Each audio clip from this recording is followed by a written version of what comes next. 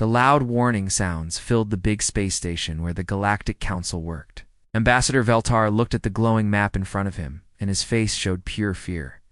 Small red lights moved around like angry wasps. These were the Vacta, were ships attacking the peaceful Zephyrian worlds.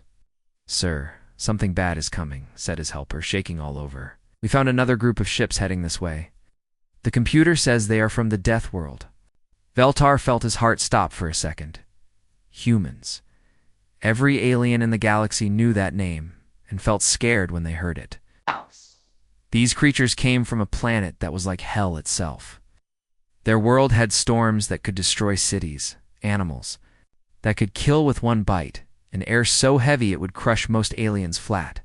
The stories about humans spread through every corner of space.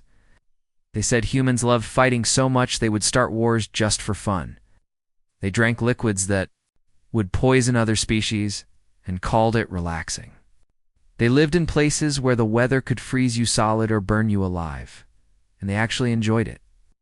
"They have to be working with the Vactar," Veltar said quietly, his voice shaking. "The Vactar probably paid them to come here and kill everyone who is still alive." But far away in space, something very different was happening. Captain Minho sat in his command chair on the human ship called Harmony. He was not thinking about killing anyone. He was looking at his screens and seeing something that made him very angry. Innocent people were being hurt and killed. The emergency messages from the Zephyrian colonies were clear. Families were running for their lives. Children were crying. Peaceful farmers and teachers and doctors were being shot at by enemy soldiers who did not care about anything except destroying everything they could find. "Get all ships ready for battle," Minho said in a strong voice. "There are people down there who need our help, and we are going to save them." Commander Hygiene stood next to him. She had been his friend for many years, and they had worked together to protect innocent people many times before. "The Zephyrians have always been kind to us," she said. "They share their food and their knowledge. We trade with them fairly. Cannot let these monsters hurt them." Minho nodded. He remembered visiting Zephyrian worlds before. They were beautiful. Places with crystal cities and gardens that smelled like flowers. The Zephyrian people were gentle and smart. They made art and music that could make you cry with joy. They had never hurt anyone in their long history. The human ships moved through space like sharks swimming toward their prey. But these sharks were not coming to hunt the small fish. They were coming to protect them from the real predators. Back on the council station, Veltar was making plans based on what he thought he knew. "Send messages to all nearby systems," he ordered. "Tell them to run away as fast as they can. When the Deathworlders arrive, nothing will be left alive." His helpers ran around pressing buttons and sending warnings. Throughout the galaxy, peaceful, aliens packed their things and prepared to escape. They had all heard the terrible stories about humans. Meanwhile, the human fleet was getting closer to the battle zone. Captain Minho could see the destruction on his screens. Burning ships floated in space like broken toys. Escape pods with families inside drifted helplessly while enemy fighters hunted them down. "How many people are down there?" asked Lieutenant Jawan from his computer station. "About 2 million on the main colony world," Commander Hygiene answered, "plus maybe 500,000 more on the smaller settlements." Minho felt his jaw tighten. 2.5 million innocent lives were in danger. Men, women, children, grandparents. All of them just trying to live in peace. The Vactar were killing them for no reason except that they enjoyed causing pain. "How long until we get there?" he asked. 20 minutes, came the reply. "Then we have 20 minutes to figure out how to save 2.5 million people," Minho said. "Let's get to work." None of them knew that, in just a few hours, everything would go wrong in the worst possible way. The human ships came out of the faster-than-light travel and immediately saw a nightmare. Giant Vactor warships were shooting at small civilian vessels that had no weapons to fight back. Tiny escape pods flew around like scared bugs, carrying families who were trying to get away from the destruction. Captain Minho saw burning ships everywhere. Some were completely destroyed, just floating pieces of metal and fire. Others were badly damaged but still had people inside, sending out calls for help. The Vactor ships were hunting down every escape pod they could find, shooting them like It was some kind of sick game. Lock onto those Vector ships, Minho said with anger in his voice. We need to stop them before they kill more innocent people. The human weapons fired with deadly accuracy. Their railguns shot metal projectiles so fast they could punch through the strongest armor like it was paper. The first Vector ship that got hit exploded in a huge ball of fire and debris. Commander Jin was busy organizing rescue teams. Team Alpha, go help that damaged colony ship. Team Beta, start picking up escape pods. Move fast. There are children in some of those pods who are running out of air. Human rescue ships flew through the battle zone, dodging enemy fire while they saved alien families. The human pilots were incredibly skilled, flying their ships in ways that seemed impossible to make sure no civilians got hurt. But then, something unexpected happened. Lieutenant J1 looked up from his control panel with confusion on his face. Captain, more ships are coming. Computer says they belong to the Galactic Council Peacekeepers. Minho smiled for the first time since the battle started. Perfect timing. Now we can work together to save more people. But his smile disappeared when red warning lights started flashing all over the bridge. The council ships were not trying to help them. They were pointing their weapons at the human fleet. Why are they targeting us? Minho asked, completely confused. We are on the same side. We're trying to save the Zephyrians. Far away on the council command ship, Admiral Dextrol was watching the battle through his alien eyes. But he was not seeing what was really happening. To him it looked like the humans were attacking everyone, both the Vector and the innocent Zephyrians. He could not tell the difference between a human ship saving civilians and a human ship fighting enemies. Look at them, he said to his officers, his voice full of disgust. The Deathworlders are killing everyone. They do not care who lives or dies. This is exactly what we expected from these monsters. His second-in-command watched the screens. Nervously, sir? Should we try to talk to them first? Talk to Deathworlders?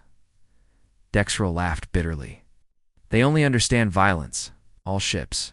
Attack the humans immediately. We cannot let this slaughter continue. The council ships opened fire with their plasma weapons. Bright blue energy beams shot across space toward the human fleet. The humans had been so focused on saving civilians that they were not ready for this surprise attack.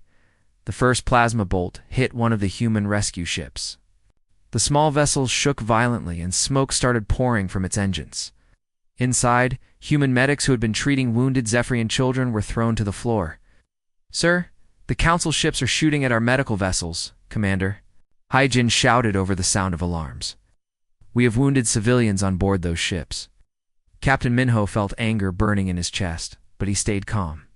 This was exactly the kind of situation that required clear thinking, not emotional reactions. Now they were fighting two different enemies at the same time, and innocent people were caught in the middle. All ships, listen carefully, he said. Into his communication device, we have a new situation. The council forces think we are the bad guys, so they are shooting at us too. But our mission has not changed. We are here to protect innocent lives. More plasma bolts flew through space. Some hit Vector ships, some hit human ships, and some accidentally hit the very civilian vessels everyone was supposedly trying to protect. The battle had become complete chaos. Captain, we cannot fight both fleets and protect the civilians at the same time, said Lieutenant J1. We do not have enough ships. Minho looked at the tactical display. Human ships were now taking fire from two directions. Some of his rescue vessels were badly damaged. But on the screens, he could still see Zephyrian escape pods floating helplessly in space, and more colony ships sending out distress signals. Then we make a choice, he said firmly. We ignore the council ships completely. Let them shoot at us if they want. Our only job is to stop the Vector and save those civilians. If we have to fight the entire galaxy, no more innocent people die today. Commander Hyjin nodded with determination. All rescue teams, continue your missions. Medical ships, keep treating the wounded. Fighting ships focus only on Vector targets. The space battle became even more intense. 3 different fleets were shooting at each other above the burning Zephyrian colonies, but only one side really understood what they were fighting for. The space battle was getting worse by the minute. Explosions lit up the darkness, as 3 different fleets shot at each other. Burning metal floated everywhere, and the sounds of weapons firing never stopped. In the middle of all this chaos, one voice managed to break through the noise. Ambassador Kethver sat in his communication room, desperately trying to make his translator work faster. He was an old alien who had seen many wars, but this battle made no sense to him. His hands shook as he finally got a clear signal to the human command ship. "Stop shooting," he yelled into his microphone. "This is Ambassador Kethver of the Galactic Council. Tell me why you are here." The screen flickered, and then Captain Minho's face appeared. The human captain looked tired and confused. His uniform had small burns on it from when his ship got hit, and there was worry in his eyes. But when he spoke, his voice was calm and strong. "We came here because we heard the Zephyrians calling for help," Minho said, looking directly at the camera. "Our sensors picked up their emergency signals from 3 star systems away. Why are your ships shooting at our rescue vessels?" For a moment, nobody said anything. The silence felt heavier than the explosions outside. Kethver stared at the human captain, and slowly, like a heavy weight falling on his chest, he began to understand what had really happened. The humans had not come here to kill anyone. They had come to save people. All the stories about death, worlders being monsters, were wrong, or at least they were wrong about this. These humans had traveled across space, risking their own lives, just to help aliens they had never met before. "Oh no," Kethver whispered, his voice barely audible. "What have we done?" His 2 hearts were beating so fast he thought he might faint. The Galactic Council had made the biggest mistake in their history. They had attacked the very people who came to help. But while Kethver was realizing his terrible mistake, something even worse was happening in the battle zone. The Vactar commanders had been watching the humans and Council forces fight each other, and they saw a perfect opportunity. "All ships. Target the main colony," ordered the Vactar fleet leader. Right. "While the idiots shoot at each other, we finish our mission." 20 massive Vactar warships turned toward the biggest Zephyrian colony world. This planet had over 1 million people living on it. Families, children, elderly folks, everyone who had built their lives in peace. The Vactar ships fired everything they had. Nuclear missiles streaked through space like falling stars of death. When they hit the planet, the explosions were so bright they could be seen from other star systems. Commander Hyjin was helping coordinate a rescue mission when her sensors started screaming warnings. She looked at her screen and watched in horror as the nuclear fire spread across the colony world. Cities that had stood for hundreds of years disappeared in seconds. Parks where children played turned into radioactive craters. "No, no, no," she said, her hands turning into tight fists. She had visited that planet before. She knew some of the people who lived there. Good people who grew food and made beautiful art and wrote poetry about their crystal lakes. All of them were gone now, Captain, she said, her voice shaking with anger and sadness. "We cannot let this happen again. While we were fighting the Council, the Vactar just murdered over 1 million innocent people." Minho looked at his tactical display. The numbers were clear and horrible. 1,200,000 Zephyrian civilians had just died because the fleets were too busy fighting each other to protect them. He thought about his own family back on Earth, his wife, his 2 children, his old parents. If aliens came to attack Earth, he would want someone to help them. He would want someone to put their own lives at risk to save his family. "All ships, listen to me," he said into his communication system. "Forget about the Council forces. I do not care if they keep shooting at us. Our mission is simple. Protect every civilian we can find. Focus everything on stopping the Vactar." Lieutenant J1 looked up from his control station. His face was pale, and his voice was quiet. "Sir, if we ignore the Council ships and they keep attacking us, we will not have enough firepower to fight the Vactar. The math does not work. Cannot win against both fleets." Minho stared out the window at the burning planet below. He could see the nuclear fires still spreading across the surface. Somewhere down there, Zephyrian parents were probably holding their children, waiting for help that might never come. "Lieutenant," he said, his voice steady and sure. "Sometimes doing the right thing means you might not survive. But if we die today, we die knowing we tried to save innocent lives. That is better than living knowing we let good people die because we were afraid. Commander Hyjin nodded firmly. The captain is right. We did not come here to go home safely. We came here to help people who could not help themselves. Human fleet prepared for what might be their final battle. They were outnumbered, outgunned, and now facing enemies on two sides. But they had something their enemies did not have. They were fighting for something bigger than themselves. They were fighting for people they had never met, in a place far from home, because it was the right thing to do. What happened next would be talked about in every corner of the galaxy for generations to come. The human ships began moving through the battlefield in ways that seemed impossible, while enemy fire came at them from two different directions. They danced between the laser beams and plasma bolts, like they were performing some deadly ballet. The Council forces had been trained in old-fashioned space combat. They moved their big ships slowly and fired in straight lines, just like their textbooks taught them. But the humans fought like wild animals from their dangerous home world. They were fast, smart, and completely unpredictable. Captain Minho saw a damaged Zephyrian passenger ship drifting helplessly in space. Vector soldiers had boarded it and were hunting down the civilians inside. Without thinking twice, he grabbed his weapon and led a team of human marines to help. "Follow me," he told his soldiers as they prepared to jump from their ship to the damaged vessel. "There are children on that ship who need our help." The human marines flew through space in their combat suits, dodging enemy fire as they landed. On the Zephyrian ship, inside, they found Vector soldiers chasing terrified alien families through the corridors. The Vector were much bigger and stronger than the Zephyrians, but they had never fought humans before. Minho and his team moved through the ship like ghosts. They used every trick they had learned from growing up on their dangerous planet. They crawled through air vents, climbed on ceilings, and appeared behind enemy soldiers when they least expected it. This way, Minho whispered to a group of Zephyrian children who were hiding in a supply closet. The little aliens looked up at him with their big eyes, scared but hopeful. He picked up the smallest one, a child who could not have been more than 5 years old, and carried her to safety while his marines protected them.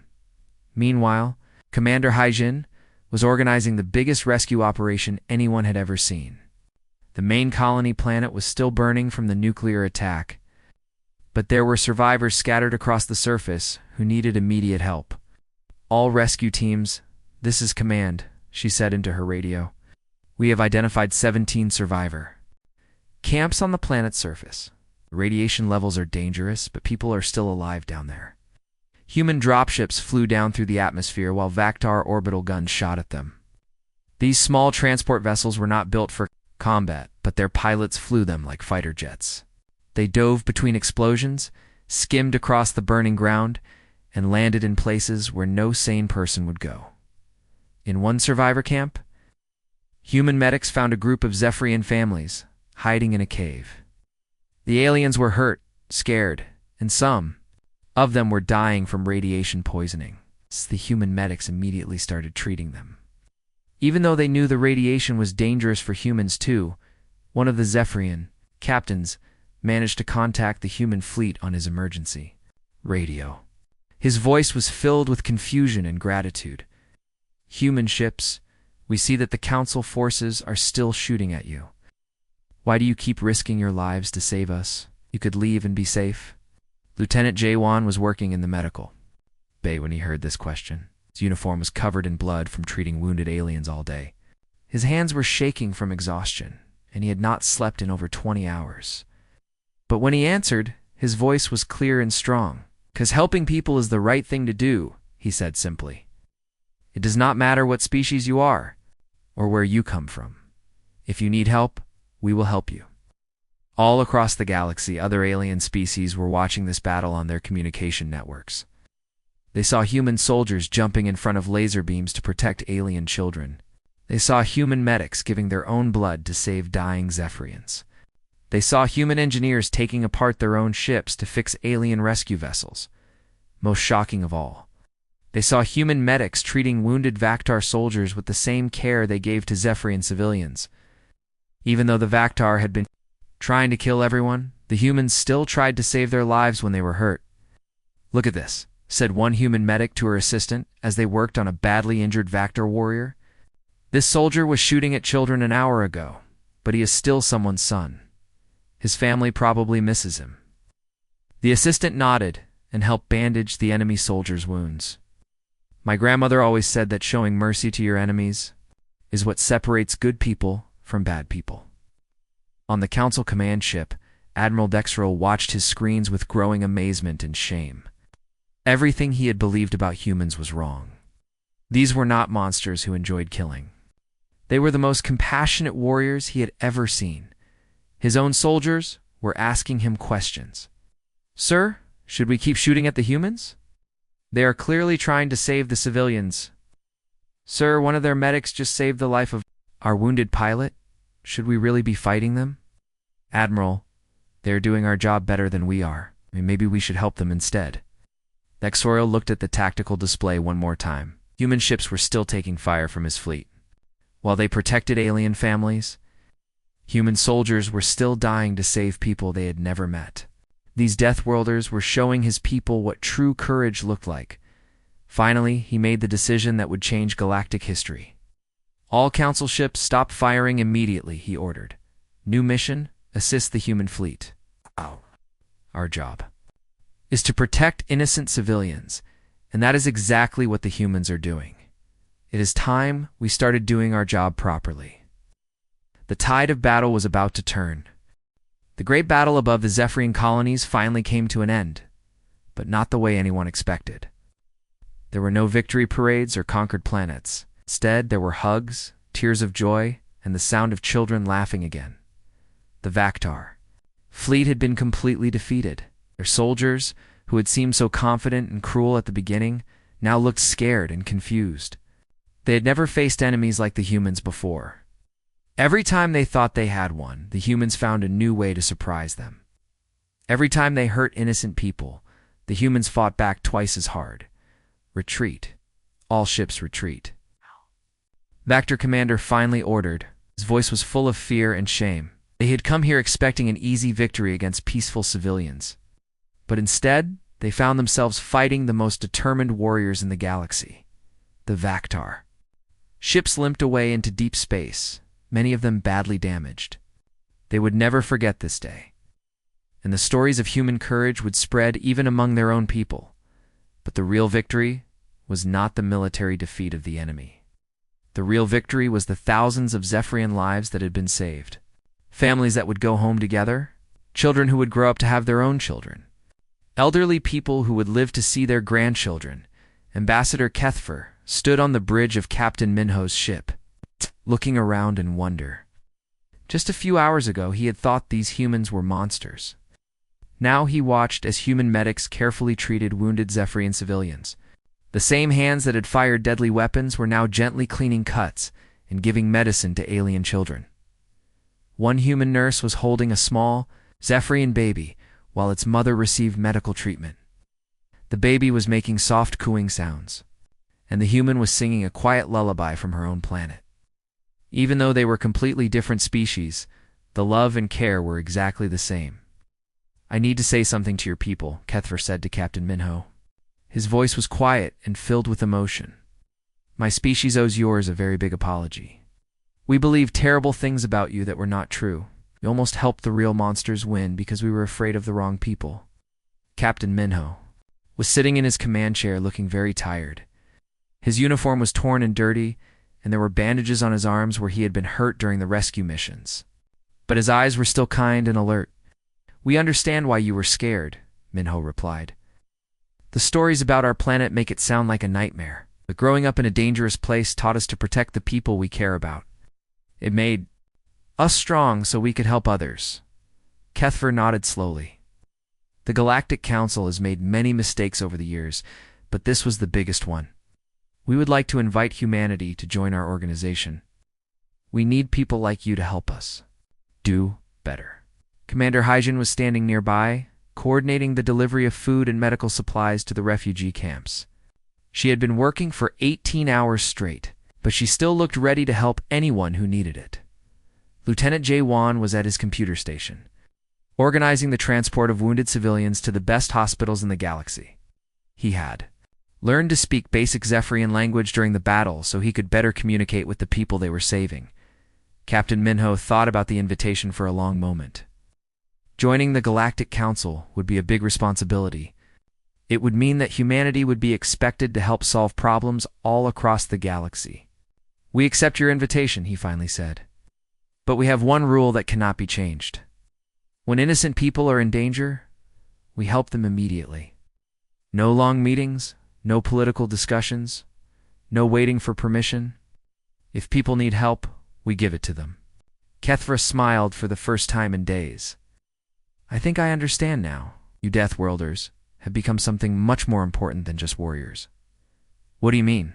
Commander Hesian asked. "You have become hope," Kethra explained. "Throughout the galaxy, there are people who suffer under cruel leaders, or face natural disasters, or get attacked by enemies. For thousands of years, they had no one to call for help. But now they know that somewhere in the galaxy, there are people who will risk everything to save them." As the human fleet began its journey to the galactic capital, something beautiful happened. The refugee ships that were traveling with them were full of Ephrian families who had been saved from certain death. The alien children pressed their faces against the windows of their ships, looking out at the human vessels that had saved their lives. They waved with their small hands, and the human crew members waved back. Some of the children had drawn pictures of the human ships and held them up to the windows. The news of the battle spread across every planet in the galaxy faster than light-speed travel. The old stories about the Deathworld monsters were replaced with new stories about the Deathworld heroes. Videos of human soldiers carrying alien children to safety played on news broadcasts everywhere, on 1,000 different worlds. Told their children new bedtime stories about the brave humans who came from the dangerous planet to help anyone who needed it. Children played games where they pretended to be human rescue pilots, flying through danger to save people. The galaxy had learned something that would change everything forever. The most dangerous planet in known space had produced the most compassionate people anyone had ever met. Humanity had earned a reputation that would last for thousands of years. They were no longer known as the Deathworlders, who should be feared. They were now known as the Protectors, who would always come when you needed them most, and the universe would never be the same again.